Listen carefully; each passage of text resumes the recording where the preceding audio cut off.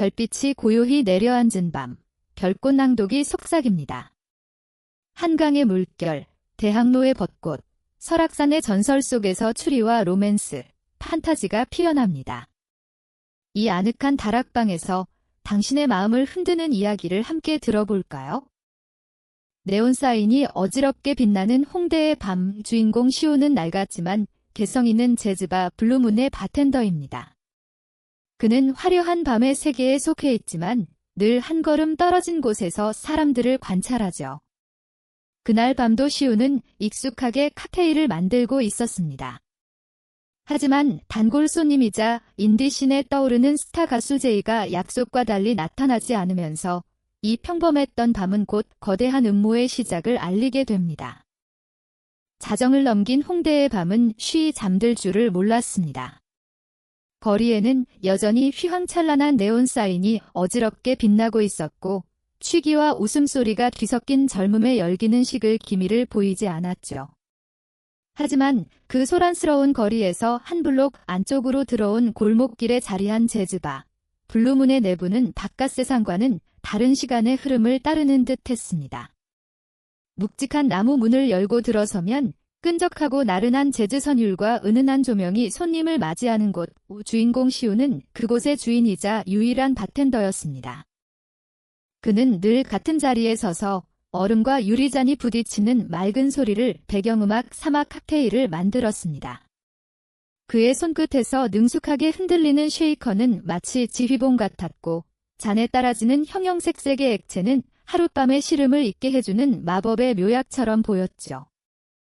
시우는 화려한 밤의 세계에 속해 있었지만 늘 바라는 이름의 무대 뒤편에 서서 한 걸음 떨어진 채 사람들을 관찰하는 방관자에 가까웠습니다. 손님들의 웃음과 눈물, 허세와 고독이 뒤섞인 수많은 이야기들이 그의 앞을 스쳐 지나갔지만 그는 결코 그 이야기의 주인공이 되려 하지 않았습니다. 그날 밤도 여느 때와 다름없이 흘러가는 듯 했습니다. 마지막 손님들이 하나둘씩 자리를 뜨고 시우는 젖은 행주로 바 테이블을 닦으며 마감을 준비하고 있었죠. 시계는 이미 새벽 2시를 가리키고 있었습니다. 그런데 오늘따라 유난히 마음 한구석이 허전하고 신경이 쓰였습니다. 늘 이 시간이면 바 구석의 가장 안쪽 자리에 앉아 자신만의 세상에 빠져들곤 하던 단골 손님, 제이가 보이지 않았기 때문입니다. 제이는 인디씬에서 가장 주목받는 싱어송라이터였습니다. 허스키하면서도 맑은 그의 목소리는 사람의 마음을 흔드는 묘한 힘이 있었고 그의 노래 가사는 마치 시우 자신의 마음을 대신 읊어주는 듯했죠. 제이는 유명세를 얻기 시작한 후에도 변함없이 이곳 블루문을 찾았습니다. 시끄러운 클럽이나 고급 라운지 바 대신 낡고 오래된 이곳의 분위기를 사랑했죠. 그는 시우가 만들어주는 블루문 칵테일 한 잔을 앞에 두고 냅킨 위에 떠오르는 악상들을 휘갈겨 적곤 했습니다. 두 사람은 많은 말을 나누지 않았지만 음악과 술을 매개로 서로를 이해하는 조용한 친구 사이였습니다. 오늘 밤, 제이는 분명 온다고 했습니다. 오후에 그에게서 메시지가 와 있었죠. 오늘 밤 신곡 데모 완성 기념으로 한잔할게요. 형, 하지만 약속했던 시간은 훌쩍 지났고 가게는 텅 비어버렸습니다. 시우는 주머니에서 휴대폰을 꺼내 제이에게 메시지를 보냈습니다. 오늘 안 오냐? 무슨 일 있어? 하지만 몇 분이 지나도 답장은 오지 않았습니다.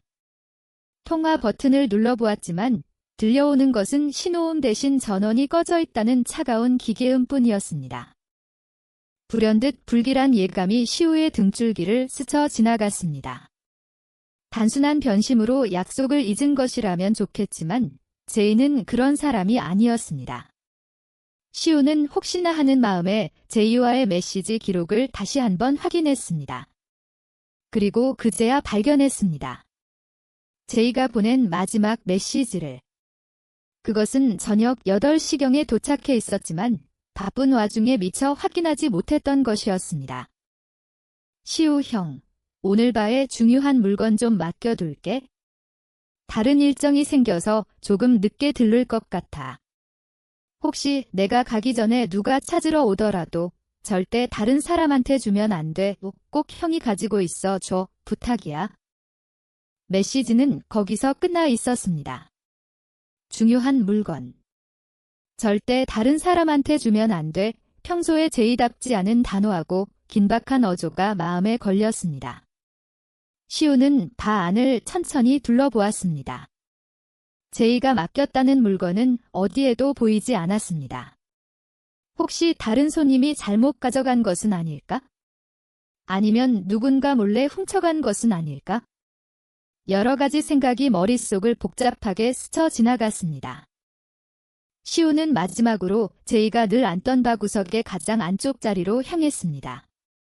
낡은 가죽 소파와 작은 원목 테이블이 놓인 가게에서 가장 아늑하고 외진 곳이었죠. 테이블 위에는 아무것도 없었습니다. 시우는 혹시나 하는 마음에 테이블 아래와 소파 주변을 샅샅이 살피기 시작했습니다. 손을 뻗어 푹신한 소파의 등받이와 좌석 사이의 틈을 더듬었습니다. 그때 그의 손끝에 차갑고 딱딱한 무언가가 닿았습니다. 조심스럽게 꺼내보니 그것은 손톱만한 크기의 아주 작은 검은색 USB였습니다. 거대는 아무런 표시도 장식도 없는 평범한 모양이었죠. 이것이었을까? 제이가 말한 중요한 물건이라는 게 고작 이 작은 저장장치 하나 때문에 그토록 신신당부를 했던 것일까? 시우는 USB를 손바닥 위에 올려놓고 가만히 들여다보았습니다. 작고 가벼웠지만 어쩐지 그 안에 담겨있을 내용물은 결코 가볍지 않을 것이라는 강한 직감이 들었습니다. 시우가 USB를 주머니에 막 넣으려던 바로 그 순간이었습니다. 가게 문에 걸어두었던 클로즈드 팻말을 무시하고 낡은 나무 문이 끼 소리를 내며 거칠게 열렸습니다. 시우는 깜짝 놀라 고개를 들었습니다. 문 앞에는 검은색 야구 모자를 눈 위까지 깊게 눌러쓴 사내가 서 있었습니다. 늦가을 밤의 쌀쌀한 공기와는 어울리지 않게 그의 얼굴에는 식은땀이 송골송골 맺혀 있었고 무언가에 쫓기는 듯 불안하게 주위를 두리번거리고 있었죠. 영업 끝났습니다. 시우는 낮고 침착한 목소리로 말하며 본능적으로 USB를 쥔 손을 등 뒤로 감췄습니다. 하지만 남자는 시우의 말을 들은 채도 하지 않고 성큼성큼 바로 걸어 들어왔습니다. 그리고는 날카롭고 신경질적인 목소리로 물었습니다. 여기 제이라는 가수 안 왔습니까? 시우의 심장이 쿵 하고 내려앉았습니다. 모르는 사람이라고 둘러대야 할까? 하지만 이미 제이는 이곳의 단골로 꽤 알려져 있었고 어설픈 거짓말은 오히려 의심을 살 뿐이었습니다. 단골이긴 합니다만 오늘은 오지 않았습니다. 무슨 일이시죠?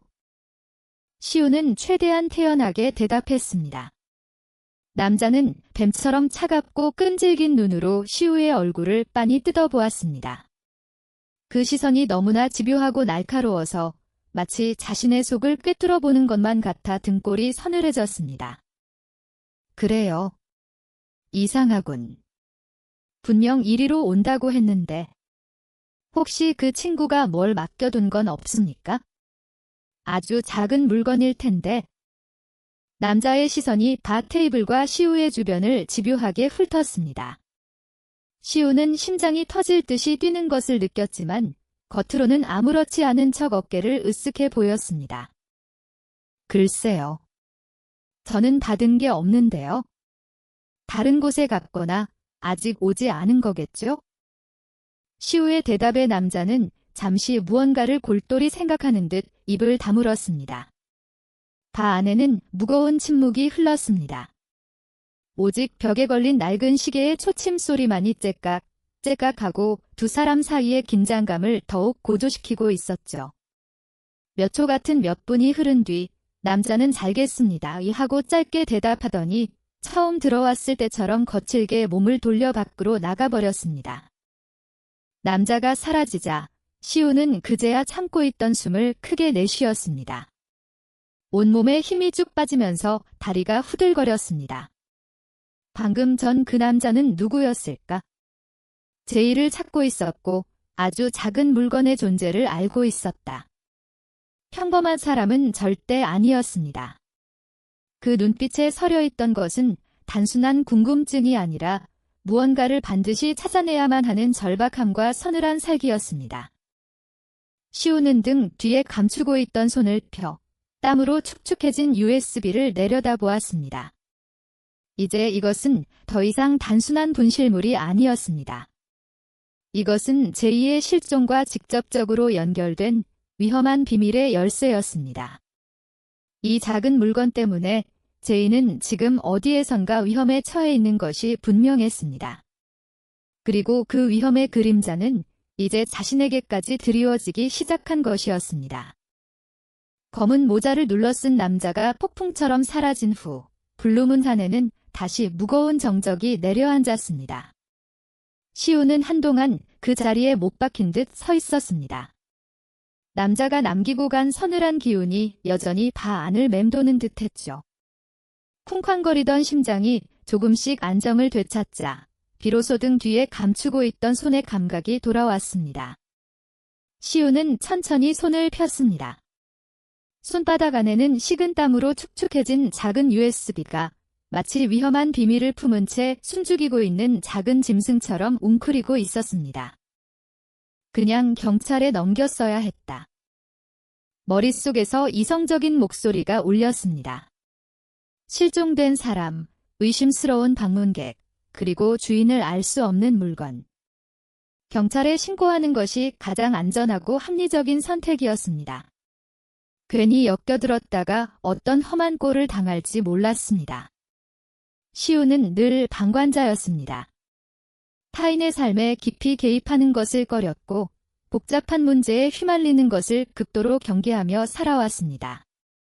그것이 이 험하고 시끄러운 세상에서 자신을 지키는 방법이라고 믿었죠. 시우는 카운터 서랍을 열어 USB를 그 안에 던져 넣었습니다. 그리고는 내일 아침이 밝는 대로 경찰서에 가기로 마음먹었습니다. 하지만 서랍을 닫는 순간 조금 전 그 남자의 뱀처럼 차갑고 집요했던 눈빛이 눈앞에 선명하게 떠올랐습니다. 그리고 제이가 보낸 마지막 메시지. 절대 다른 사람한테 주면 안 돼. 꼭 형이 가지고 있어 줘. 그 목소리는 마치 귓가에 대고 속삭이는 것처럼 생생하게 들려왔습니다. 이건 단순한 분실물이 아니었다. 제이는 분명 어떤 위험에 처해 있었다. 그 위험의 한가운데에 바로 이 작은 USB가 있는 것이고, 만약 내가 이걸 경찰에 넘긴다면 제이가 원치 않는 방향으로 일이 흘러갈 수도 있었다. 어쩌면 제이에게 더 큰 위험이 닥칠 수도 있는 일이었다. 시우는 복잡한 생각에 머리가 터질 것 같았습니다. 그는 바에 남아있던 위스키를 스트레이트 잔에 가득 따라 단숨에 들이켰습니다. 독한 알코올이 목구멍을 타고 흘러내려가 속을 뜨겁게 지지는 듯 했습니다. 술기운 때문이었을까요? 아니면 제이에 대한 걱정 때문이었을까요? 마음속에서 또 다른 목소리가 고개를 들기 시작했습니다. 너는 정말 이대로 모른 척할 수 있겠어? 너의 유일한 친구라고 할 수 있는 사람이 위험에 처했는데 정말 이대로 외면할 셈이야? 늘 방관자로 살아왔지만 이번만큼은 달라야 하는 거 아닐까? 시우는 제이를 떠올렸습니다. 늘 소년처럼 맑은 눈으로 웃던 제이. 무대 위에서는 세상을 다 가진 것처럼 자유롭게 노래했지만 무대 아래에서는 누구보다 외로워 보였던 제이. 그는 시우에게 유일하게 자신의 속내를 털어놓곤 했습니다. 거대 기획사의 부당한 대우, 자신의 음악을 상업적으로만 이용하려는 사람들에 대한 환멸, 그리고 그럼에도 불구하고 음악을 포기할 수 없는 자신의 꿈에 대해. 시우는 말없이 그의 이야기를 들어주었고 제이는 그런 시우를 친형처럼 믿고 따랐습니다. 나는 제이를 그냥 내버려 둘 수 없었다. 결국 시우의 마음은 위험한 호기심 쪽으로 기울기 시작했습니다. 그는 방금 전 닫았던 서랍을 다시 열어 USB를 꺼내 들었습니다. 이 안에 무엇이 들었는지 최소한 그것만이라도 확인해봐야 했습니다.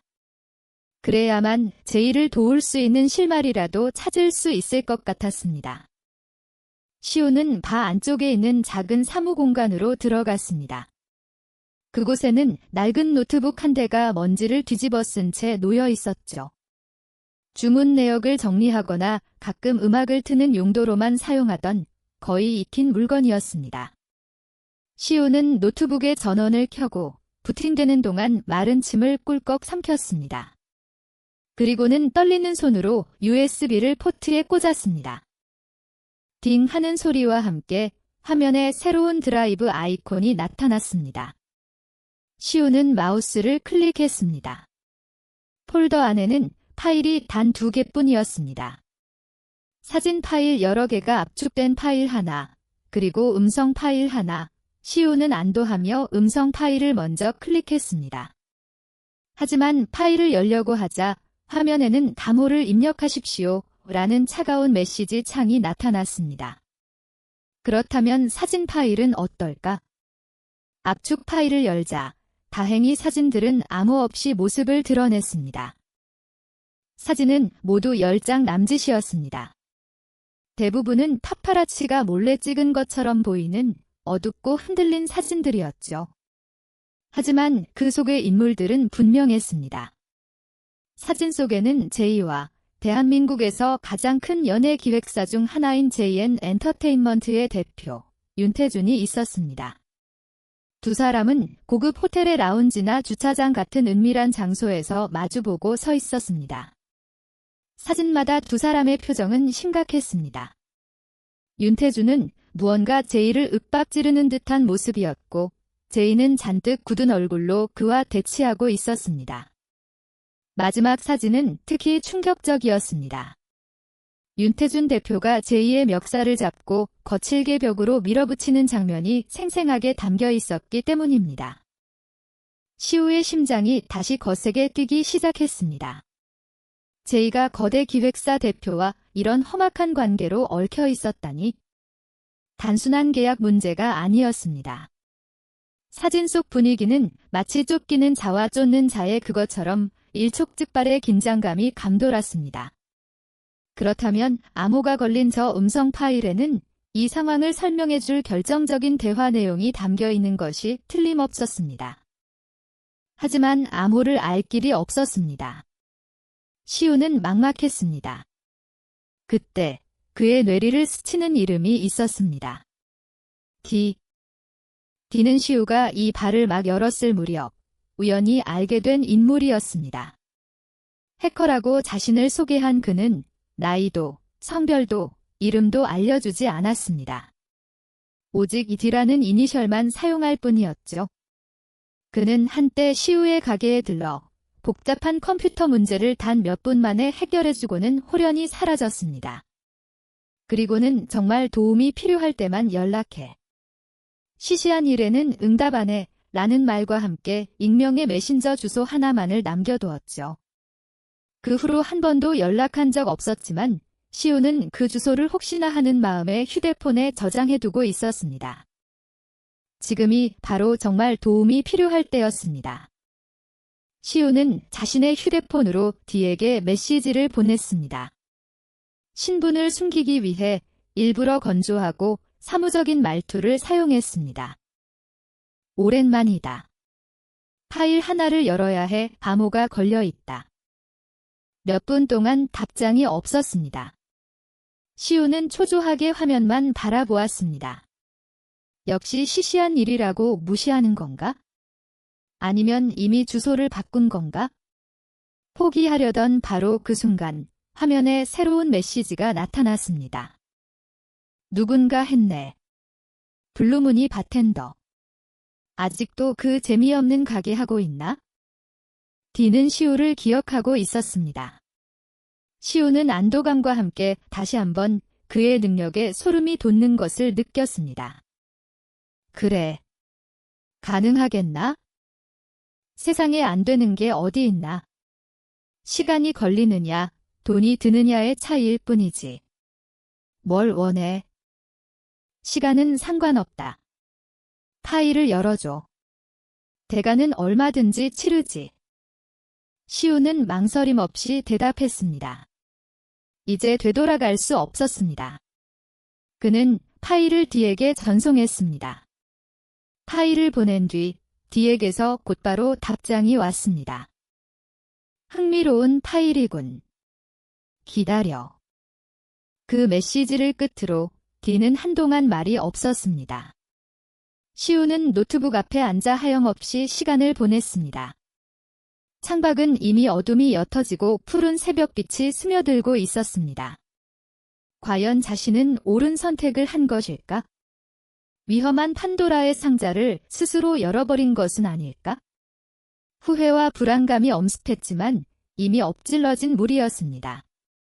그는 이제 이 사건의 방관자가 아닌 가장 깊숙한 곳에 발을 들인 공모자가 되어버린 것이었습니다. 윤태준 대표의 살기 어린 협박이 귓가에 메아리 치는 듯 했습니다. 시우는 이어폰을 빼고 거친 숨을 몰아쉬었습니다. 새벽의 차가운 공기가 폐부 깊숙이 스며들었지만 머릿속은 뜨겁게 달아올라 터질 것만 같았죠. 제이는 지금 어디에 있는 걸까? 윤태준의 손에 잡혀 끔찍한 일을 당하고 있는 것은 아닐까? 온갖 끔찍한 상상이 꼬리에 꼬리를 물고 이어졌습니다. 경찰에 신고해야 할까? 하지만 이 USB 하나만으로는 부족했습니다. 윤태준 같은 거물이 법망을 빠져나가는 것은 식은 죽 먹기일 터였습니다. 오히려 증거 불충분으로 풀려나 제이와 자신에게 더 큰 보복을 해올지도 모르는 일이었습니다. 결정적인 증거. 제이가 목숨을 걸고 지키려 했던 번본이 필요했습니다. 시우는 디가 했던 말을 떠올렸습니다. 제이의 미발표곡 중 특정 소절이 음성키였어 제이는 분명 자신이 만든 노래 어딘가에 원본 파일을 숨겨두었을 가능성이 높았습니다. 자신의 음악이야말로 세상 그 누구도 함부로 건드릴 수 없는 가장 안전한 금고라고 생각했을 테니까요. 그렇다면 그 원본 파일이 있는 곳은 단 한 군데뿐이었습니다. 바로 제2의 모든 음악이 태어나는 곳, 그의 영혼이 깃든 공간, 홍대 구석진 건물 옥탑에 위치한 그의 작업실이었습니다. 시우는 더 이상 망설일 시간이 없다고 판단했습니다. 그는 자리에서 벌떡 일어나 겉옷을 챙겨 입었습니다. 동이 터오는 홍대의 거리는 어젯밤의 광란이 남긴 쓰레기들과 술 냄새로 어지러웠지만 시우의 눈에는 아무것도 들어오지 않았습니다. 그의 머릿속은 오직 제2의 작업실을 찾아야 한다는 생각뿐이었습니다. 제2의 작업실은 블루문에서 그리 멀지 않은 곳에 있었습니다. 낡은 상가 건물의 좁고 가파른 옥상 계단을 오르자 낡은 철문 하나가 나타났습니다. 제이는 이곳을 별을 보는 방이라고 불렀습니다. 밤이 되면 창문 너머로 서울의 야경과 별이 보인다고, 이곳에서 노래를 만들 때가 가장 행복하다고 말하곤 했죠. 시우는 문고리를 잡았습니다. 당연히 잠겨 있을 거라고 생각했습니다. 하지만 문고리를 돌리자 철컥하는 소리와 함께 문이 허무하게 열렸습니다. 순간 시우의 등줄기를 타고 차가운 불길함이 뻗어 올라갔습니다. 제이는 작업실을 떠날 때 항상 문을 잠그는 지독한 습관을 가진 녀석이었습니다. 문이 열려 있다는 것은 단 하나를 의미했습니다. 이미 누군가 다녀갔다는 뜻이었습니다. 시우는 마른 침을 삼키며 조심스럽게 안으로 들어섰습니다. 그리고 눈앞에 펼쳐진 광경에 숨을 멈췄습니다. 작업실 내부는 마치 태풍이라도 휩쓸고 간 듯 처참하게 어지럽혀져 있었습니다. 악보들이 갈기갈기 찢겨 바닥에 흩어져 있었고 기타는 줄이 끊어진 채 구석에 나뒹굴고 있었습니다. 책상 위의 서랍들은 모두 열린 채 내용물이 쏟아져 나와 있었고 벽에 붙어있던 메모들과 사진들도 모조리 뜯겨져 있었습니다. 누군가 무언가를 필사적으로 찾기 위해 이곳을 샅샅이 뒤진 것이 분명했습니다. 시우는 망연자실한 채 작업실 중앙에 섰습니다. 가슴이 철렁 내려앉는 기분이었습니다. 너무 늦어버린 걸까? 그들이 이미 원본 파일을 손에 넣은 걸까? 그는 떨리는 발걸음을 옮겨 제이의 작업용 컴퓨터가 놓인 책상으로 다가갔습니다. 모니터는 깨져 있었고 키보드는 박살이 나 있었습니다. 시우는 본능적으로 컴퓨터 본체 옆면을 확인했습니다. 그리고는 절망감에 주저앉고 말았습니다. 컴퓨터의 심장이자 제2의 모든 음악이 담겨있을 하드 드라이브가 있던 자리가 텅 빈 채 흉측한 속을 드러내고 있었습니다. 모든 것이 끝났다고 생각했습니다. 유일한 희망이었던 원본 파일은 사라졌고 제2의 행방은 묘연했습니다. 이제 자신에게 남은 것은 위험천만한 비밀이 담긴 USB 하나와 거대한 권력의 추격뿐이었습니다. 시우는 무력감에 휩싸여 텅 빈 본체를 멍하니 바라보았습니다. 그때였습니다. 당신 누구야? 등 뒤에서 얼음장처럼 차가운 여자의 목소리가 들려왔습니다. 시우는 심장이 멎는 듯한 충격에 화들짝 놀라며 몸을 돌렸습니다. 작업실 문 앞에는 한 여자가 서 있었습니다. 긴 생머리에 화려한 무대 화장을 한 채 값비싼 가죽 재킷을 입고 있는 여자. 낯이 익었습니다. 그녀는 바로 제이와 같은 JN 엔터테인먼트 소속이자 최근 가장 떠오르는 신인 가수 리아였습니다. 그녀는 제이의 가장 강력한 라이벌이자 동시에 윤태준 대표의 총애를 한 몸에 받고 있다고 알려진 인물이었습니다. 리아는 잔뜩 경계심이 서린 날카로운 눈으로 시우를 위아래로 훑어보았습니다. 그녀의 눈빛은 어젯밤 마주쳤던 검은 모자의 남자처럼 상대를 꿰뚫어 보려는 듯 집요하고 날카로웠습니다. 대답해. 여기서 뭐 하는 거냐고. 제이 오빠 물건에 손대지 마. 리아의 목소리에는 명백한 적이가 담겨 있었습니다. 시우는 순간 어떻게 대처해야 할지 판단이 서지 않았습니다. 그녀는 윤태준 대표의 사람일까? 아니면 제2의 편일까? 섣불리 USB의 존재를 말했다가는 모든 것이 끝장날 수도 있었습니다. 나는 제2 친구입니다. 연락이 안 돼서 걱정이 돼서 와봤는데 작업실이 이 모양이라 혹시 무슨 일인지 아십니까? 시우는 최대한 침착하게 대답했습니다. 리아는 시우의 말을 믿지 않는다는 듯 코웃음을 쳤습니다. 친구. 웃기지 마. 제이 오빠가 당신 같은 사람을 친구로 둘 리 없어. 솔직히 말하는 게 좋을 거야? 윤 대표님이 보냈어? 아니면 다른 꿍꿍이라도 있는 거야? 그녀는 천천히 시우에게 다가왔습니다. 또각거리는 하이힐 소리가 어지러운 작업실 안에서 유난히 크게 울렸습니다. 그녀의 눈은 마치 먹잇감을 노리는 맹수처럼 번뜩이고 있었습니다. 시우는 뒷걸음질 치다 책상에 등이 부딪혔습니다. 완전한 궁지에 몰린 상황이었습니다. 그 순간 리아의 시선이 시우의 손에 닿았습니다. 시우는 자신도 모르게 주머니 속에 든 USB를 꽉 움켜쥐고 있었습니다. 그 미세한 움직임을 리아는 놓치지 않았습니다. 그녀의 눈빛이 순간 성광처럼 날카로워졌습니다. 그 손에 든 거 뭐야? 리아가 쏘아붙이듯 물었습니다. 시우는 아무 대답도 할 수 없었습니다. 그의 침묵은 곧 긍정이었습니다. 리아의 표정이 차갑게 굳어졌습니다. 그녀는 더 이상 질문하지 않았습니다.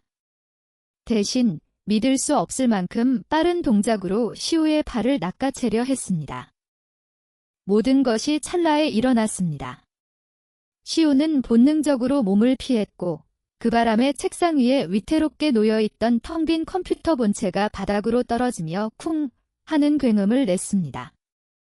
그리고 바로 그때 또 다른 기적이 일어났습니다. 본체가 바닥에 부딪히는 충격으로 미처 발견하지 못했던 작은 부품 하나가 튕겨져 나와 대굴대굴 굴러갔습니다. 그것은 일반적인 하드 드라이브가 아니었습니다.